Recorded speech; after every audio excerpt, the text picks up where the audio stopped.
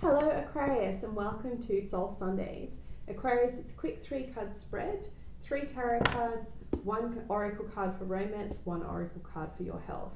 Now, before we get started, I want to give a massive shout out to everyone who stayed loyal to the channel whilst I took time off to focus on my day job. Thank you so much. I'm back and hopefully going to be bringing you these readings every week with a weekly energy update. So let's talk about what's happening in the skies. At the moment, we have 6 out of 8 heavenly bodies that are currently retrograde. Venus has just come out of her retrograde period. She's still in the shadow, so she's not quite direct. So you could be seeing the lingering little bits of messages about love, relationships, last little lessons about your finances, health and beauty. We also have Mercury that's retrograde at the moment, just bringing a few X's back into the picture. But more importantly, we have a full moon eclipse in the sign of Capricorn, which is one sign from you, so it will have an effect at 13 degrees in Capricorn on this Sunday, the 5th of July at 2:44 p.m. Australian Eastern Standard Time. So that may vary, obviously, depending on where you're located, but it is at 44, which is kind of cool because that's numerology for Ascended Masters and Angelic Presence. Now, what's interesting is this retrograde is, this eclipse is happening in your house of healing and escapism. So that kind of area where you look to escape anything that's hurt you, is the same space where you look to heal. You could be wanting to celebrate some major shifts that you've done, maybe looking at healing processes that you still need to tweak and to get yourself through the next thing. Remember I said Venus rules both love and wealth, but also health and beauty.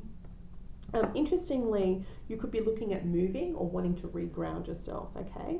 It's all about creating a change of scene and pace for you.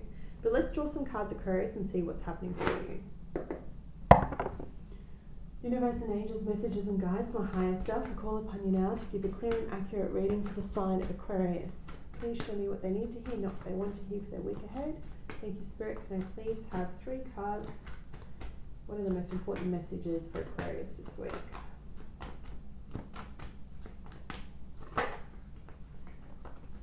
Just as I thought. Beautiful. Judgment, healing energy.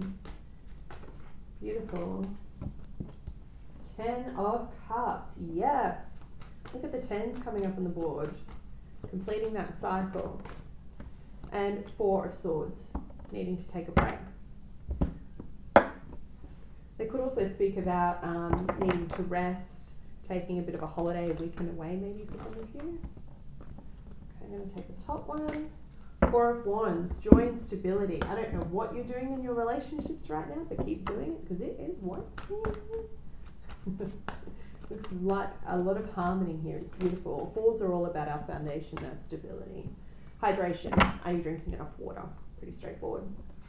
Okay, so judgment. That's that healing energy that we're talking about there, that resurrection, that, phoenix rising from the ashes. For some of you, you've really been working on bad habits, trying to change things that have held you back, going through a phase of healing. And it could be healing in your intimate relationships. It could be healing from the fact that maybe some of you suffered a job loss, but I feel like it's around relationships because I have this beautiful card of a happy family and home. 10 of Cups. This is the pinnacle of relationships, that beautiful balance, that yin and yang, that harmony. I bring my 5 cups, you bring your 5 cups. And for some of you, it could be about a blended family and it working quite well.